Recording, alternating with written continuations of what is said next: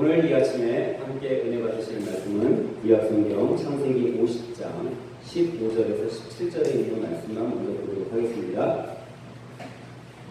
자, 요셉의 형제들이 그들의 아버지가 죽었음을 보고 말하되 요셉이 혹시 우리를 미워하여 우리가 그에게 행한 모든 악을 다 갚지는 아니할까 하고 요셉에게 말을 전하여 이르되 당신의 아버지가 돌아가시기 전에 명령하여 이르시기를 너희는 이같이 요셉에게 이르라 내 형들이 내게 악을 행하였을지라도 이제 바라건대 그들의 허물과 죄를 용서하라 하셨나니 당신 아버지 하나님의 종들인 우리 죄를 이제 용서하소서 하며 요셉이 그들이 그에게 하는 말을 들을 때에 울었더라.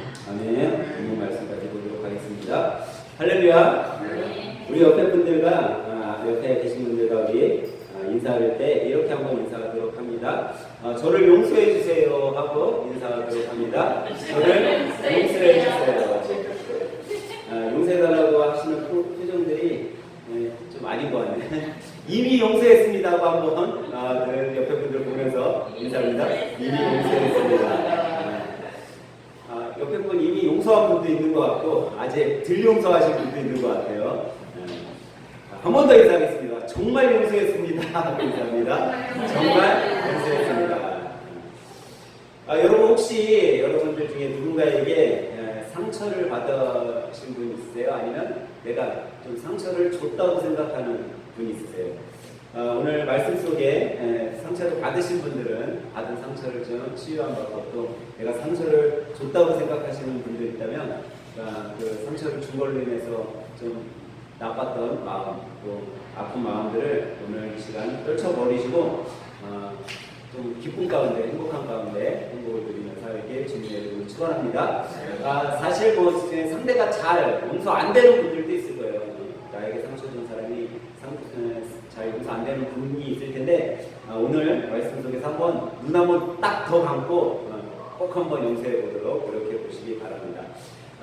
여러분 이 용서는요 그런 게 있어요. 남이 나를 용서해 주는 게 중요한 것이 아니라 내가 남을 용서하는 게 더 중요하다는 거예요. 누군가가 나를 좀 용서해 줬으면 하는 것보다 내가 남을 용서해 줬을 때 그것이 더 값지고 더 나에게 유익을 주는 거죠. 어떤 사람이 상처를 받았을 때 이 상처 받은 거 갖고 살아가면 용서하지 못하고 살아가면 그 상처로 인해 더 안 좋아진다는 거예요. 그 상처로 인해 더 힘든 삶을 살게 되고 더 슬픈 삶을 살고 또 더 고통 중에 살아가게 된다는 거죠. 그래가지고는 우리가 정말 삶이 좋지 않겠죠. 그렇게 살면 안 된다라는 거죠. 참 이상하게도 우리가 느끼는 것 중에 근데 이 상처 우리가 바꾸고 싶지 않잖아요. 상처. 근데 이 상처를 우리가 받는 상처 중에 큰 상처도 있고 작은 상처도 있고 여러 상처들이 있는데 큰 상처는 누가 주냐? 한번 생각해 보시면 여러분들이 받은 큰 상처는 이상하게도 내가 잘 모르거나 나하고 별 관계가 없는 사람이 주는 게 아니라 나하고 가장 가까이 있는 사람이 나에게 큰 상처를 준다는 거예요. 참 신기하게도.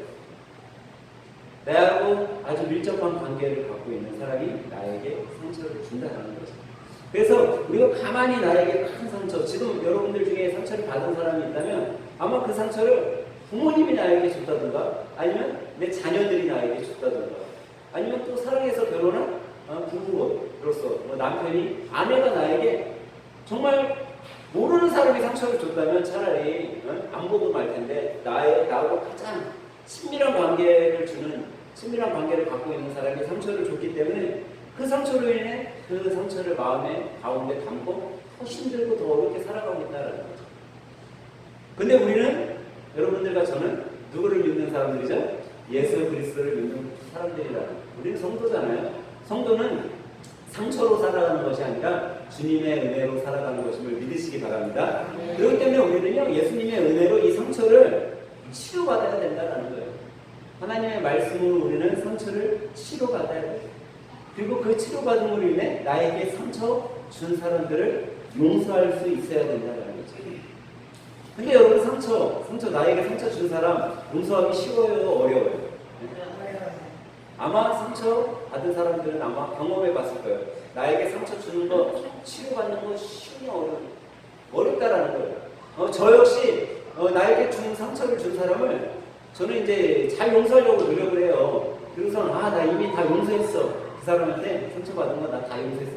나에게 아픔 고통 준 사람 저 사람 나 다 용서했어 라고 생각하고 그렇게 기도하고 마음 먹고 사는데 그 사람이 다시 나에게 조금이나 자극을 주잖아요.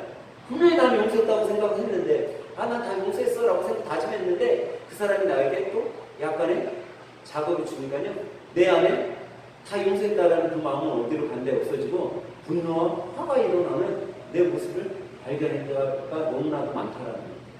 그러면 여러분 그 용서는 진정한 용서를 한 거예요? 아니에요? 아직 못한 거예요. 진정한 용서를 하게 되면요 그 사람이 다시 나에게 자극을 줘도 그 예전에 내가 그 사람으로 인해 받았던 고통 이런 게 다시 올라오지 말아야 돼요. 근데 우리는 그렇게 하지 못하는 게 우리가 그만큼 누군가를 용서하거나 그 사람에게 받은 상처를 우리가 벗어버리기에 쉽지 않다라는 거죠. 너무나도 힘들다라는 거죠. 그런데도 왜 우리가 내가 받은 그 상처, 나에게 상처 준 사람들을 왜 용서해야 될까요? 우리가 용서하면요 그 상처에서 자유로울 수 있기 때문에 우리가 용서하면요 더 큰 우리 삶에 더 큰 가치들이 찾아온다는 거예요. 내가 그 사람을 용서함으로 그 내한테 받은 그 상처를 용서하면요 내 삶에 기적이 일어난다는 거예요. 저는 오늘 여러분들이 이런 용서로 인해 내가 용서한 것으로 인해 내가 정말 느껴보지 못했던 그런 기적을 한번 맛보셨으면 하는 바람이 있습니다. 여러분 말씀 가운데 한번 그런 기적을 경험해 보시길 바라요. 근데 여러분 용서하면 정말 이렇게 삶이 좋아지고 용서하면 더 내 삶이 가치가 있게 되고 아름다운 삶이 되고 기적이 된다는 거 그 제가 여러분들에게 얘기하는 게 아니라 성경은요 우리들에게 이 용서의 위대한 기적을 아주 많은 부분에서 이야기해주고 있어요. 특히나 구약성경에 보면요 용서한 사람들에 대한 이야기들이 많이 나와요. 아마 성경에 정말 위대한 용서한 장면들을 여러분 꼽으라면 누구를 꼽을 수 있겠어요? 아마 예수님이 최고겠죠, 그죠? 예수님의 용서 그거보다 더 귀한 건 없겠죠. 근데 예수님의 용서는 우리가 잘 아는 용서들이고 성경에 나오는 여러 용서 중에 또 특별한 용서를 하나 꼽으라면요 우리가 항상 얘기하고 있는 요셉의 용서가 아닌가 생각해요. 그래서 오늘 이 요셉의 삶의 장면을 한번 여러분들과 한 부분적이지만 그 부분의 장면을 본문으로 한번 은혜를 나누고자 합니다. 첫 번째로 요셉을 통해서 우리가 살펴볼 수 있는 것은요 요셉 역시 우리처럼 상처를 입은 사람이라는 거예요. 여러분 성경의 위대한 용서를 한 사람들 예수님까지도 상처를 안 받은 사람이 없다는 거예요. 이 세상을 살아가는 사람은요 누구나가 다 상처를 주기도 하고 상처를 받기도 해요. 왜 예수님을 가장 위대한 용서의 사람이라고 하면 예수님은요 상처를 준 적이 없어. 모든 사람은 다 상처를 주거나 받기도 해요. 어떤 분이 그럴 수 있어요. 목사님 저는 천사라서 남에게 상처를 준 적이 없어요 하는 분들이 있을 수 있어요. 근데 그 거짓말이 저에게 상처를 주는 거예요. 사람은 누구나가 다 상처를 줄 수밖에 없어요. 목사도 상처를 줄 수밖에 없어요. 왜? 사람이기 때문에. 아마 우리 담임 목사님은 저한테 그럴 거예요. 너가 나한테 상처 제일 많이 줬어 그랬을지도 몰라요. 목사라고 상처 안 주냐? 상처를 누구나가 다 상처를 준다는 거예요. 상처를 주기도 하고 받기도 해요. 근데 그렇기 때문에 우리는요 인생을 살아가다 보면 이 상처라는 건요 어떻게 보면 삶의 동반자처럼 우리를 따라다니는 것이라고 할 수 있어요. 근데 어떤 사람은 이 상처로 인해 고통 중에 살아가는 사람이 있는가 하면 어떤 사람은요 이 상처로 받아들이지 않고 그 상처를 이겨내고 살아간다는 거예요. 오늘 본문에 누가 나왔다고요? 요셉이라는 한 인물이 나오고 있어요. 이 요셉은요 야곱의 11번째 아들이에요. 야곱은 몇 명의 아들이 있었죠? 12명의 아들이 있었죠. 그 중에 11번째 아들인데 야곱은요 참 특별하게도 이 요셉을요 좀 다른 아들들에 비해 좀 극진하게 사랑을 해줬어요. 그러니까는 형들이 봤을 때 쟤 별것도 아닌데 아버지 사랑을 독차지하거든. 미울까요? 안 미울까요? 미워요. 부모님들은 이렇게 얘기하죠. 자식은 다 똑같이 사랑해 라고 얘기를 해요. 근데 편의 사랑이 조금 있는 것 같아요. 보면은 아마 우리 김혜임 사님 4명의 자녀를 키우는데 그래도 특별히 조금 더 손이 가는 자녀가 있어요. 근데 아마 이 아버지는 그게 좀 특별했던 것 같아요. 그래서 요셉을요 좀 더 많이 사랑했었던 것 같아요. 그랬더니 형들 마음에 시기심이 생겼어. 야, 저 녀석 별로, 우리가 봤을 때 저거 별것도 아닌데 왜 아빠는 쟤만 사랑하지? 그래서 좀 어떻게 보면은 형제들 중에 좀 왕따였어요, 이 요셉은. 그래서 형들과 친하게 지내지도 않았어요. 근데 여러분들이 잘 알듯이 요셉은 뭐 하는 친구죠? 뭘 잘해. 뭘 잘해요? 잠잘 때? 네? 꿈을 잘 꾸는 친구였어요. 이 자기가 꿈을 잘 꿨으면 꿈을 잘 꾼 것 같고 말았으면 되는데 형들한테 가서 가뜩이나 형들이 싫어하는데도 형들한테 가서 자랑을 해요. 형, 내가 어제 꿈을 꿨는데 앞으로 나는 위대한 인물이 될 거고 형들은 다 나한테 전화할 거야. 막 잘난 척하는 거죠. 가뜩이나 싫은데 이 잘난 척하는 녀석, 야 이거 언제 손봐주지? 그런 생각이 들고 있었어요. 근데 어느 날 형들이 멀리 양을 치러 멀리 먼 지역에 들에 양들 목축업을 하고 있었으니까 놀러 갔어요. 근데 그 이제 아버지 야곱이 요셉에게 야 형들이 멀리 가서 이제 양들을 돌보고 있으니까 너 한번 가가지고 형들이 양들 잘 돌보고 있는지 한번 좀 잘 살펴보고 오도록 해라 하고 보냈어요. 근데 이게 집에서 가까운 곳이 아니라 멀리였었거든요. 여러분들 생각에 동생이 먼 지역에 형들을 만나러 왔어. 그래갖고 저기 보니까는 동생이 오고 있는 게 보여요. 그럼 형들이 마음이 어때야 돼? 야, 멀리까지 우리를 보러 왔어? 야, 지금 수고했겠다. 이런 마음이 들어야 되는데, 멀리 오는, 야, 요셉을 보자마자 형들이 하는 얘기가 이거야. 야, 꿈꾸는 자가 온다. 우리 저 꿈꾸는 자를 죽여서, 구덩이에 넣고, 아버지한테는 짐승이, 무서운 사나운 짐승이 잡아먹었다라고 얘기하자. 저 녀석 꿈이 어떻게 이루어지는지 우리 한번 보자라고 상의를 하고 있는 거예요. 동생이 오면 오히려 수고했다라고 칭찬해 주지 만정 그를 죽여서 야, 걔 꿈이 어떻게 현실로 어떻게 이루어지는지 한번 보자라고 얘기를 하는 거예요. 그 이야기를 들었을 때 가장 큰 형인 루벤이 그를 죽이는 것, 동생을 죽이는 것까지는 하지 말자. 우리 손에 피는 묻히지 말자라고 이야기를 했어요. 그래서 형들이 동생이 오자 큰 깊은 구덩이 안에다가 쳐넣었어요. 쳐넣었을 때 동생의 마음은 어떻겠어요? 야, 형들이 어떻게 나를 저래? 이러고 있는데 때마침 노예 상인이 지나가는 거예요. 야, 얘 그냥 여기서 구덩이에다 넣어놨다가 죽이지 말고 차라리 저 노예 상인들한테 팔면 우리 다만 몇 푼이라도 주지 않아? 야, 팔자. 그래서 요셉을 노예 상인에게 팔았어요. 여러분들이 만약에 이 요셉이었다면 형들이 나를 팔 때 여러분들 어떻게 하겠어요? 아, 그래 팔려면 팔아라. 그래, 나 팔려가서 노예로 지내지. 이렇겠어요? 아니면 형들 저를 좀 살려주세요 하면서 애고를 하진 않았겠어요? 저였으면 아마 살려달라고 막 눈물을 흘리면서 형들 바르거든요를 막 잡았을 거예요. 제가 그걸 어떻게 할까요? 성경에 나와 있으니까 알죠. 성경에 나와 있으니까 알죠. 성경에 보면은 요셉이 이제 형들에 의해서 팔려갈 때 형들이 이제 창세기 42장 21절에 보면 요셉이 이제 팔려갔을 때 그렇게 얘기해요.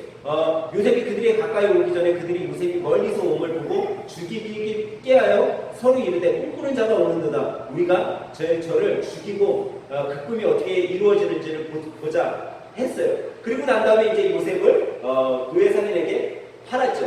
팔고 난 다음에 요셉이 이제 붙들려 갈 때 붙들려 가서 이제 총리가 되었어요. 총리가 되고 난 다음에 형들이 아버지가 이제 야곱이 죽고 난 다음에 자신들을 요셉이 해야 할 것 같잖아요. 그때 생각하면서 이야기를 우리가 그를 팔았을 때 그가 우리들에게 애걸할 때 우리가 그를 살려주었으면 우리가 이런 일을 당하지 아니하겠느냐라고 생각을 한다.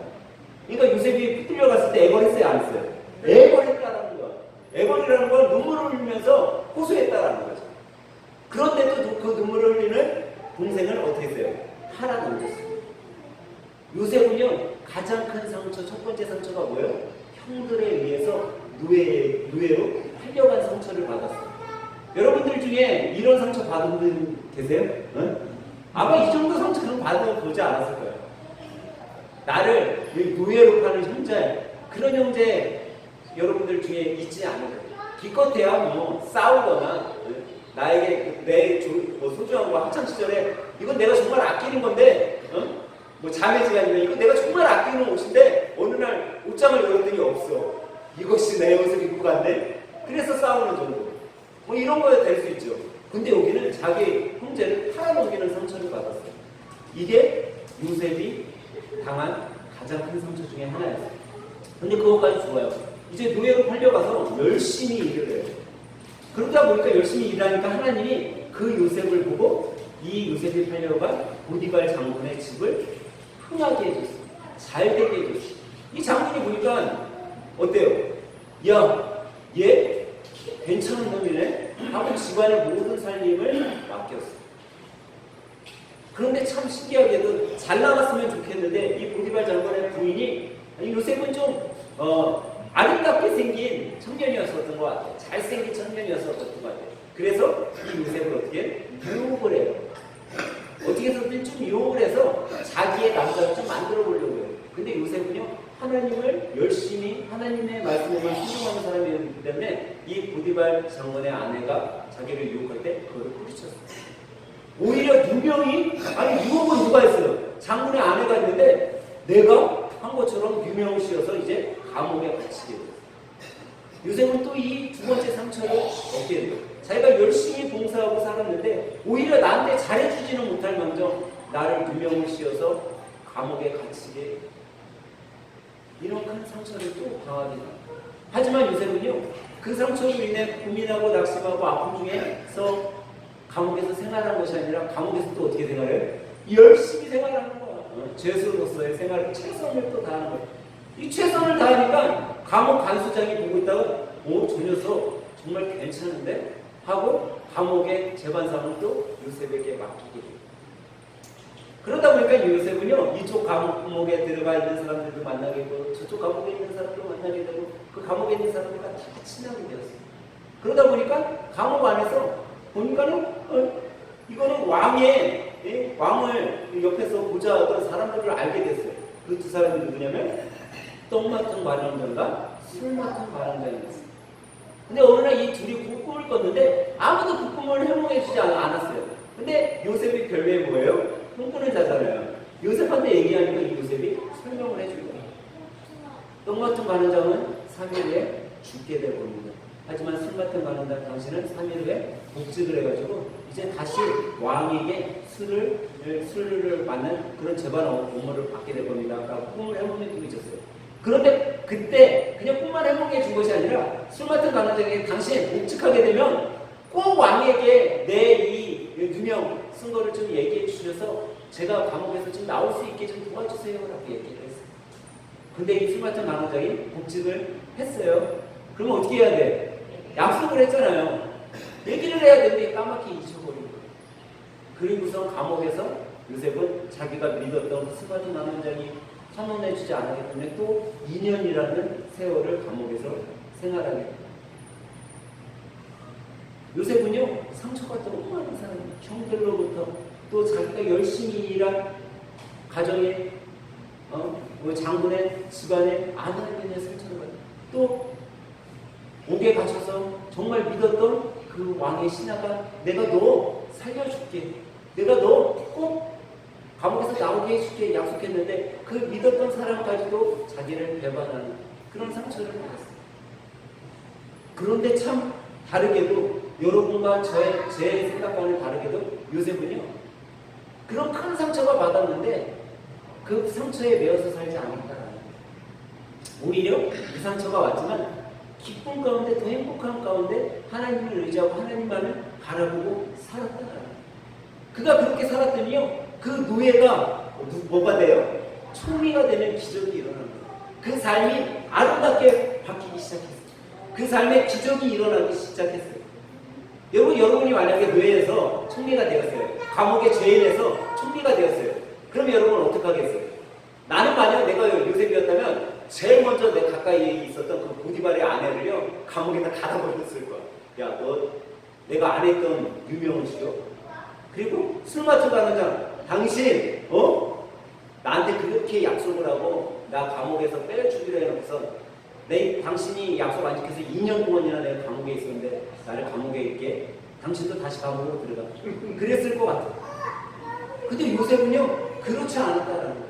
그는 오히려 그 사람들, 자기 형들의 배신, 그 아내의 배신, 그리고 술 맡은 가난장의 배신을 당했음에도 불구하고 그들을 오히려 죄로 자기가 받은 상처로 안갚음한 것이 아니라 그들을 용서했다라는 거예요. 무엇이 요셉이 이렇게 용서의 사람이 될 수 있게 했냐라는 거죠.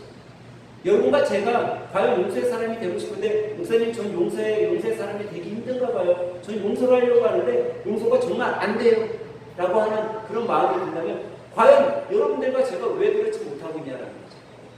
요셉의 삶의 모습에서 과연 우리는 다른 것이 뭐가 있냐 한번 찾아봐야 된다는 거예요. 내가 내 남편을 좀 용서하고 싶은데 내가 내 자녀를 내 부모를 좀 용서하고 싶은데 왜 용서가 안 될까? 그거는요 요셉이 왜 그렇게 할 수 있었냐면 요셉은요 딴 게 아니었어요. 바로 그의 삶이 하나님과 동행하는 삶이었다는 거예요. 그가 전적으로 하나님과 동행하며 살았기 때문에 용서할 수 있었다는 거예요. 그리고 그가 나에게 상처를 준 사람들을 바라본 것이 아니라 하나님만을 바라봤기에 그 상처를 이겨낼 수 있었다는 거죠. 하나님이 함께하는 사람, 하나님과 동행하는 사람, 하나님을 바라보는 사람에게 하나님이 뭘 주기 때문이죠? 위로함을 주기 때문입니다. 누군가가 나를 위로하잖아요. 여러분 참 신기하게도 내가 상처를 너무 많이 받았는데 누군가가 나를 위로해 주면요 이 상처가 녹기 시작합니다. 정말 이 상처가 내 안에 가득 차서 정말 잊혀지지 않을 것 같은데 그 상처로 인해 나는 정말 저 사람이 꼴도 보기 싫은 사람, 저 사람 정말 용서가 안 될 것 같은데 누군가가 내 옆에서요 나를 위로해 주면 그 무너질 것 같지 않았던 꽉 차 있던 그 상처가 조금씩 녹아내린다는 거예요. 그래 내가 다시 한번 용서하고 살아볼까? 내가 다시 한번 우리 부모님 한번 용서해볼까? 내가 저 미워하는 저 자녀들, 자식들 내가 한번 용서해볼까 하는 마음이 내 안에서 조금씩 생겨나기 시작한다. 이것이 누가 주느냐라는 거죠. 이것이 다름 아닌 바로 하나님의 위로가 여러분과 저에게 올 때 우리가 그런 상처를 용서할 수 있는 그런 힘이 생긴다라는 거예요. 여러분 용서는요 우리가 과거의 삶에 과거의 상처에 매여 있으면요 절대 용서할 수 없어요. 여러분과 제가 새 사람이 돼야지만 용서할 수 있어요. 여러분과 제가 치료받지 않고서는 새 사람이 될 수 없어요. 여러분의 상처가 치료되지 않고서는요 여러분과 제가 용서할 수 있는 힘이 없는 거예요. 저는 오늘 예배드리는 여러분과 제 안에 상처가 있다면 이 주님의 말씀으로 주님의 그 따사로운 사랑의 은혜로 치료함 받으시길 주님의 이름으로 축원합니다. 여러분 그 치료가 있어요. 그 치료함을 받아야 돼요.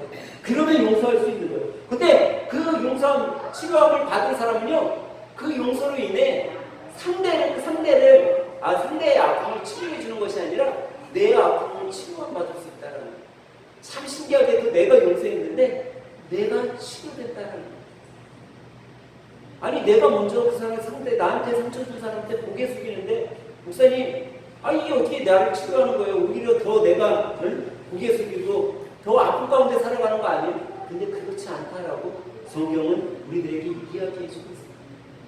너가 그 상대를 사랑으로 용서해 줬을 때 그 사랑으로 인해 내 안에 상처는 크게 치료받고 더 나음을 받고 온전한 치료 가운데 내가 더 행복을 누리며 살아갈 수 있다라고 오늘 본문을 가르쳐주고 있는 거예요. 요셉이 그런 위로함 가운데 하나님의 위로함 가운데 사랑을 받자 그 자기에게 상처 줬던 사람들을 다 온전히 용서할 수 있었던 거예요. 여러분 요셉은요 상처의 사람이 아니었어요. 오히려 상처받은 걸로 인해 정말 고통 중에 살아간 사람이 아니에요. 그 상처 중에 상처를 우리하고 똑같이 받았지만 아니면 어떻게 보면 우리보다 더 큰 상처를 받았지만 그는 하나님을 바라봄으로 오히려 위로함 받고 행복 가운데 승리함 가운데 살아간 사람이었다는 거죠. 저는 오늘 말씀을 듣는 여러분들이 이런 주님의 위로함을 받기를 예수님의 이름으로 간절히 축원합니다. 두 번째로 우리가 요셉을 통해서 우리가 살펴볼 수 있는 건요. 요셉은요. 상처를 받은 사람이었지만 뭐한 사람이에요? 용서의 사람이었다라는 거예요. 독일의 작가 베르겐 그린이 쓴 그물이라는 소설이 있거든요. 이 그물이라는 소설의 한 장면을 여러분들에게 이야기해주면 이런 이야기가 나요. 한 시골 항구 마을에 어촌에요. 갓 결혼한 어부 부부가 있었어요.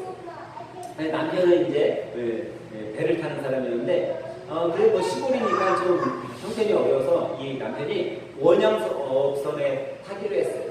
그래서 그 배 타고서 이제 1년 동안, 딱 1년 동안 바닷가에 나갔다 들어오기로 했어요. 그 가정을 좀 살리기 위해. 근데 이 남편이 배 타고 간 배를 1년 동안 간 사실을 그 마을에 항해사가 알게 된 겁니다. 근데 이 남편의 아내가 좀 아름다운 여자였어요. 이 아름다운 여자를 이 항해사가 어떻게 해서든지 꼬셔보려고 1년 동안 공을 들였어요. 그리고서 이 아내를 꼬셨어요. 그래갖고 아내와 이제 어떻게 보면 불륜을 저지른 거죠. 그런데 그게 그 어촌의 촌장이 알게 된 거예요. 이 사실을 알게 됐어요. 알게 되면 이제 그 마을의 법에 의해서 이제 처형을 하는데 항해사는 어촌 촌장이 알게 됐다는 사실을 알고 얼른 도망갔어요. 근데 그 어부의 아내는 이제 잡혔죠. 잡혀가지고 판결을 받게 됐는데 그 마을은 어떤 죄를 큰 죄를 마을의 큰 죄를 범한 사람이 있으면 검은 바위 절벽에 데려가서 거기서 그 사람을 떨어뜨려서 사형시키는 그런 게 있었어요. 근데 이 사형 선고 받게 된 날, 그 날 자기 남편이 돌아오기로 한 날이에요. 그래갖고 이 아내는 사형 선고를 받고 이제 다음날 촌장이 얘기한 거죠. 다음날 저 여인을 검은 바위에 데려가서 우리가 사형 선고를 하겠습니다라고 얘기를 했어요. 이제 아내는 죽을 날만 기다리고 있었죠. 그러고서 이제 다음날 새벽이 됐어요. 새벽이 돼서 검은 바위로 끌려가는 거예요. 근데 자꾸 이 여인이 뒤를 돌아다봐요. 왜 돌아다봤을까요? 남편을 기다려요. 어저께 분명 들어오기로 했는데 자기 남편이, 근데 자기가 절벽으로 가는 동안도 오지 않는 거예요. 그래서 이제 이 바위, 검은 바위 위에서 이제 촌장이 이 여인의 잘못된 것을 낭독을 했어요. 그리고 우리 마을의 법에 의해서 이 절벽에서 이제 떨어뜨리겠습니다 하고 젊은 청년들을 시켜서 저 여인을 절벽 아래로 떨어뜨려라 라고 얘기했어요. 그래서 이 젊은 청년들이 그 여인을 어떻게 했어요? 절벽 아래로 밀어버렸어요. 까마득한 절벽에 떨어져서 점점점 이 여인의 모습은 보이지 않았죠. 그리고 사형집행이 다 끝나고 사람들은 마을로 들어왔어요. 근데 그날 저녁 젊은 청년들이 촌장 집을 찾아간 거예요. 촌장님 큰일 났습니다 그러는 거예요. 무슨 큰일인데 우리가 아까 전에 절벽으로 떨어뜨렸던 그 여인이 지금 그 어부의 집에서 그 남편과 살아서 저녁을 먹고 있네요. 깜짝 놀란 거예요. 촌장이. 야 얼른 가서 그 여인을 잡아오도록 해라. 청년들이 다시 가서 잡아왔어요. 네? 어부도 남편도 같이 따라왔어요. 일이 어떻게 된 일인가 물어봤더니 밤새 어부가 어떻게 했어요? 그 절벽 아래다가 그물을 쳐놓은 거예요. 그런데 그 여인이 떨어져서 그 그물에서 사는 거예요. 그물에 떨어져서. 그 집에 데려와서 어부가 같이 저녁을 먹고 있었던 거예요.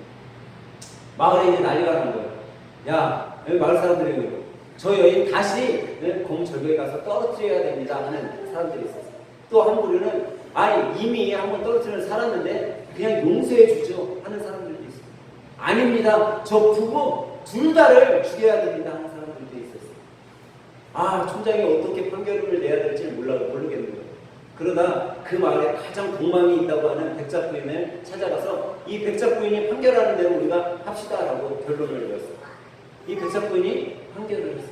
여러분, 이 여성은 이미 검은 바위에서 자기가 받은 죄에 대해서 판가름을 받았습니다.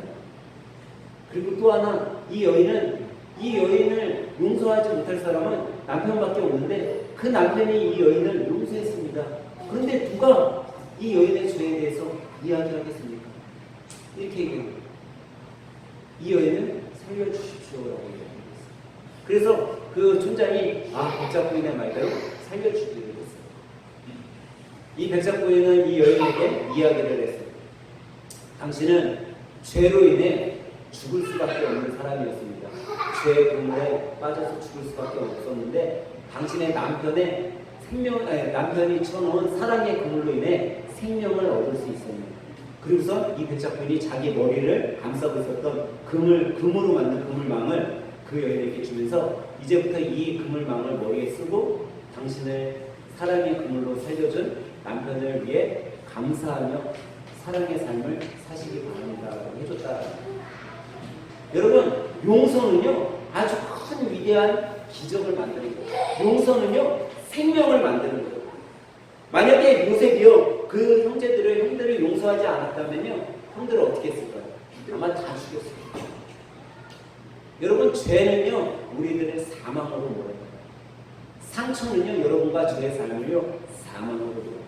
하지만 여러분과 제가 사랑으로 그들을 용서하면요 그 사망이 생명으로 바뀌게 되는 거예요. 저는 여러분과 제가 생명의 사람들이 되었으면 좋겠습니다. 이 생명의 사람이 되는 건요 아주 작은 일에서 이루어질 수 있어요. 바로 용서라는 거죠. 요셉은 용서의 사람이었어요. 자기 자신의 이 용서가 형들을 위한 일, 아니면 한 장군의 아내를 위한 일, 술 맡은 관원장을 위한 일이 아니라 자기 자신을 위한 일임을 알았어요. 그가 진정한 용서를 했을 때 그는 그 아픈 상처에서 진정한 자유함을 받게 되었어요. 그 마음의 고통과 절망 속에서 있었던 그 자신이 용서함으로 인해 그 고통과 절망 속에서 떠나갈 수 있어요. 저는 여러분과 제 삶 속에 진짜 이 용서의 삶이 좀 있었으면 좋겠어요. 여러분 성경은 용서의 모범을 많이 보여주죠. 제가 성경 서두에 이 용서의 가장 큰 삶을 산 분이 예수님이라고 말씀해 주셨어요. 예수님은요 여러분과 저를 용서하지 못할 분이에요. 사실 여러분과 저는 한없이 매일매일 오늘 이 순간도 죄를 짓고 살아가요. 그런 우리를 만약에 예수님께서 용서하지 않는다면 우리는 그냥 죽는 거예요. 근데 예수님은 용서해 버리셨어요. 그 예수님이 우리를 용서하기 위해 십자가에서 생명까지 아낌없이 주셨어요. 근데 그 예수님이 십자가에서 죽으셨어요, 여러분. 그리고 다시 부활하셨어요. 그 부활하신 예수님이 제일 먼저 여러분과 저에게, 제자들에게, 당시 예수님을 믿는 사람들, 믿지 않는 사람들에게 제일 먼저 한 말이 뭔지 아세요? 너희를 용서해라 라고 말씀하셨다. 요한복음 20장 23절에 보면 너희가 누구의 죄든지 사하면 사야 할 것이요 너희가 누구든지 그대로 두면 그대로 있으리라 하시니라 라고 말씀하셨다. 여기서 보면요 너희가 누구든지 누구의 죄든지 용서해 주면 어떻게 된다고요? 그 죄가 사하여진다는 거예요. 예수님께서는요 부활하시고 나서 제일 먼저 우리들에게 이 말을 하는 거예요. 너희에게 누군가 상처 준 사람들이 있냐? 그러면 그들의 죄를 용서해 주라. 근데 여러분 제가 말씀드렸잖아요. 용서는 쉬워요 안 쉬워요? 쉽지 않아요. 절대 쉽지 않아요. 그런 우리들에게 그 바로 앞절인 요한복음 20장 22절에 뭐라고 말씀하셨어요? 그들을 향하사 숨을 내쉬며 이르시되 성령을 받으라 라고 말씀하십니다. 여러분 용서는 누가 할 수 있어요? 성령 받은 사람이 할 수 있습니다. 여러분 용서는요 목사라고 할 수 있는 거 아니에요. 용서는요 정말 신실한 장로님, 신실한 집사라고 해서 할 수 있는 게 아니에요. 용서는 누가 할 수 있냐? 진정한 용서는 누가 할 수 있냐? 성령을 받은 사람이 할 수 있는 거예요. 그러니까 여러분과 제가 목사님 저 용서가 너무 안 돼요. 그런 분들이 있다면 여러분 성령을 받아요. 성령을 받으면요 용서할 수 있어요. 여러분 스데반 집사님은요 예수님을 전하다가 사람들이 스데반 집사를 향해서 돌을 던지기 시작했어요. 그 돌을 맞으면서 피를 흘리며 죽어갈 때 스데반 집사님이 어떻게 했죠? 저들을 용서해 주세요. 하나님 저들을 용서해 주세요. 저들이 하는 것을 알지 못합니다. 이거 누가 얘기한 거죠? 십자가에 못 박히신 예수님이 자기를 못 박는 병정들을 향해 하나님 앞에 기도할 때 저들이 하는 죄를 하나님 용서해 주세요. 저들이 하는 것을 알지 못합니다 라고 합니다. 스데반 집사님은 어떤 분이었어요? 성령 받은 사람. 성령을 받은 자만이 용서할 수 있고 용서는 위대한 기적을 만드는 것임을 여러분 믿으시기 바랍니다. 요셉은 이렇게 얘기하고 있어요. 누군가 나에게 상처를 줬을 때, 형들이 나에게 상처를 줬을 때 그 형들이 요셉이 이제 총리가 돼서 우리를 죽이지 않을까? 야곱이 이제 죽었어요. 야곱 아버지가 죽었으니까 이제 요셉이 분명 우리에게 받은 상처로 인해 우리에게 그 죄를 덮어씌울 거야. 그러니까 우리 요셉을 찾아가서 아버지가 죽기 바로 전에 일어날 때 야 요셉아 형들에게 너 해 끼치지 말아라 라고 얘기했다고 우리 얘기하자 하고 요셉을 찾아가요. 요셉아 아버지가 죽으면서 유언을 남겼는데 너 우리들 11명의 형제들한테 너 강간품하지 말라고 아버지가 유언했어 라고 얘기합니다. 그때 요셉이 뭐라고 해요? 형들, 내가 하나님을 대신하니까 형들이 나에게 죄 진 거 내가 하나님을 대신해서 형들을 처벌할 수 있겠어요? 저 그렇게 못해요 라고 얘기했어요. 그러니까 죄에 대한 거, 상처에 대한 거에 보험은 누가 하시는 거예요? 하나님이 하는 거예요. 내가 하나님을 대신할 수 없어요. 나는 형들을 사랑할 뿐이에요 라고 위로해 준다는 거예요. 여러분, 저는 여러분과 제가 이런 마음을 가졌으면 좋겠어요. 내가 하나님을 대신합니까? 라는 마음. 나에게 상처를 준 사람들에게 그런 마음을 가지시길 주님의 이름으로 축원합니다. 그러면 여러분들의 삶에 기적이 일어나요. 마지막 세 번째로 요셉을 통해 우리가 살펴보는 것은요, 요셉은요 상처가 아닌 하나님의 은혜를 바라봤다라는 거죠. 여러분, 여러분들의 삶 속에 상처 많이 받으셨어요? 안 받으셨어요? 네? 나만 상처 받았어요. 네, 상처 아마 다 받으셨을 거예요. 근데 여러분, 상처를 받았을 때 이 상처가 과연 나에게 은혜인가? 라고 생각해 보셨냐고요. 아마도 그렇게 생각해 보시지 않았어요. 옛날에 어떤 목사님이요, 교회에서 이제 사역 일을 하고 집에 오다가 개한테 물린 거예요. 개한테 손을 물려갖고 피가 막 철철 난 거예요. 그래갖고 병원에 갔다가 이제 군대를 칭칭 가고 집에 들어왔어요. 그 모습을 보고 사모님이 깜짝 놀란 거예요. 목사님 손이 왜 그래요? 그랬더니 목사님이 막 웃으면서, 이거 개한테 물렸어. 개한테 물려갖고 피가 막 철철 나가지고 그래갖고 병원에 갔다 오는 거지. 아니 목사님, 손에 개한테 물려갖고 피가 철철 났으면 아프고 힘들 텐데 왜 이렇게 껄껄 웃으세요? 그러니까 이게 어떤 개가 물었냐면, 우리 교회 옆집 있잖아, 큰 집에 당신하고 나하고 그렇게 전도를 하려고 해도 전도 안 된 집 있잖아. 근데 내가 오늘 교회 일 마치고서 오는데 그 집개가 갑자기 문에서 나오더니 내 손을 물어버리는 거야. 주인이 깜짝 놀라서 이 개를 뛰는데 안 떨어지는 거지. 가까스로 주인이 뛰어났는데 손에 얼마나 꽉 물었는지 손에서 피가 철철 나는 거 아니겠어? 그 주인이 깜짝 놀라서 나를 차에다 태워갖고 병원에 대리부산 치료를 다 받고 오는데 한다는 얘기가 이제, 목사님 너무 죄송해서 내일 주일날 우리 온 가족이 다 교회 나가겠습니다 그랬다는 거예요. 한 명을 전도하기 위해서 생명을 바치는 사람들도 있는데 나는 걔한테 잠깐 물리고 그 온 가족을 전도했으니 얼마나 기쁜 일 아니겠어요. 나 이제부터 앞으로 개 키우는 집만 찾아다닐 거야 그랬다는 거예요. 여러분, 개에게 물린 상처만 생각한다면요, 이거는 아픔인 거예요. 고통인 거예요. 저 미치게 왜 나한테 물었어? 하지만 여러분, 개한 목사님 말처럼 개한테 물린 걸로 인해 그 가정이 전도됐다면 얼마나 큰 은혜라는 거죠. 여러분, 우리는요, 우리에게 받은 상처를요, 상처로만 받아들이지 말아야 됩니다. 그 상처가 나에게 은혜가 될 수 있다는 거예요. 하나님이 나에게 주신 더 큰 은혜, 내 삶 가운데 기적을 일으키기 위해서 나에게 잠깐 거쳐가는 그 하나의 과정으로 받아들인다면 여러분 삶에 은혜가 될 수 있다는 거예요. 여러분, 오늘 본문 말씀 창세기 50장 21절에 보면 이렇게 말씀하고 있어요. 당신들은 두려워하지 마소서. 내가 당신들과 당신의 자녀들을 기리리이다 하고 그들을 강복한 말로 위로하더라. 형들은 자기를요, 요셉이 해를 끼칠까 봐 걱정했는데 그런 형들을 향해서 뭐라고 얘기했어요? 형들 걱정하지 마세요. 내가 형들뿐만 아니라 형들의 자녀들까지도 내가 다 거두겠어요 라고 위로했다는 거예요. 그리고 요셉이 하는 말이 뭐예요? 형들이 나 판 거? 그 형들이 판 거 아니에요. 보디발 장군의 아내가 나 감옥에 가둔 거? 보디발 장군이 아내가 한 거 아니야. 술 맡은 간원장이 나를 2년 동안 더 오게 가둬놓은 거? 술 맡은 간원장이 아니야. 그건 다 하나님이 나를 총리로 세우기 위해서 나를 단련시키기 위한 과정이었어 라고 은혜로 받아들였다는 거예요. 저는 여러분과 제가 우리의 삶에 있는 그런 아픔과 상처를요, 아픔과 상처, 고통으로 받아들이는 것이 아니라 내가 더 잘 되기 위한 기적의 삶이 되기 위한 과정으로 받아들이길 주님의 이름으로 축원합니다. 그러면 여러분과 저의 삶이 바뀌기 시작합니다. 그러면요, 우리는 위대한 일을 할 수 있어요. 베드로는요, 예수님을 3번 부인했어요. 나중에 마지막 3번째는 뭐라고 부인해요? 나 저 사람 알지 못해요. 나 저 인간 도무지 알지 못하는 사람입니다 라면서 예수님을 저주하기까지 해요. 근데 그 베드로가요, 뭐라고 해요?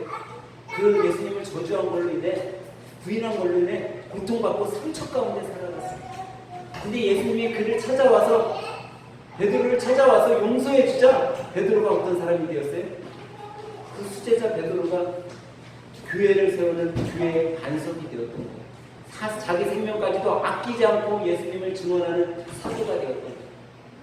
저는 여러분 삶 속에 이 용서의 기적으로 인해 여러분들이 정말 기적과 같은 삶을 사시길 바랍니다. 근데 이 용서는요, 상처를 바라보는 것이 아니라 은혜로 바라볼 때 우리의 삶에 기적이 되는 거예요. 여러분과 제가 상처를 마음속에 품고 살아가는 난, 우리는 미움을 품고 살아가는 난, 우리는 자유로울 수 없어요. 여러분, 매일매일 삶이 고통일 거예요. 매일매일 삶이 나에게 상처 준 사람을 바라볼 때 아픔과 상처로만 다가오고 고통 가운데 정말 암울한 가운데 살아갈 수밖에 없어요. 근데 여러분, 이 나에게 주는 고통과 상처, 절망, 나를 배반하고 떠나간 사람들, 그 사람들을 향해 여러분들이 먼저 손을 내밀면요, 베드로를 찾아와 손을 내밀어주고 그가 바다에서 물고기 한 마리도 못 잡고 돌아왔을 때 그를 따뜻하게 안아주시고 고기를 불에 구워서 줬던 그 예수님, 먼저 찾아간 그 예수님의 삶을요, 여러분과 제가 본받아서 우리가 나에게 상처 주는 사람에게 먼저 손을 내밀면요, 여러분 정말 기적과 같은 삶을 여러분 삶 속에 체험하게 됩니다. 한번 여러분에게 상처 준 사람들에게 손을 내밀어보세요. 그리고 내 삶이 어떻게 변하나, 내 마음이 어떻게 변하나 한번 여러분 경험해 보시기 바랍니다. 그 선택은 여러분과 제가 하는 거예요. 지금 오늘 그 용서의 발을 여러분 한번 내디뎌 보시길 주님의 이름으로 간절히 부탁드립니다. 그리고 그 기적의 삶을 한번 누리시길 바랍니다. 기도하겠습니다. 사랑과 은혜와 자비가 무한하신 하나님 아버지, 우리가 용서하지 못하고 미워하며 중요하며 살았던 우리의 모습을 이 시간 내려놓고 사랑하고 용서하며 살아가게 주님 인도해 주시옵소서. 그 용서의 삶으로 인해 정말 내 자신도 진정한 자유함을 누리고 그 용서로 인해 내 삶이 어떻게 바뀌어 가는지를 또한 경험할 수 있도록 도와주시옵소서. 오늘도 용서의 마음으로 우리를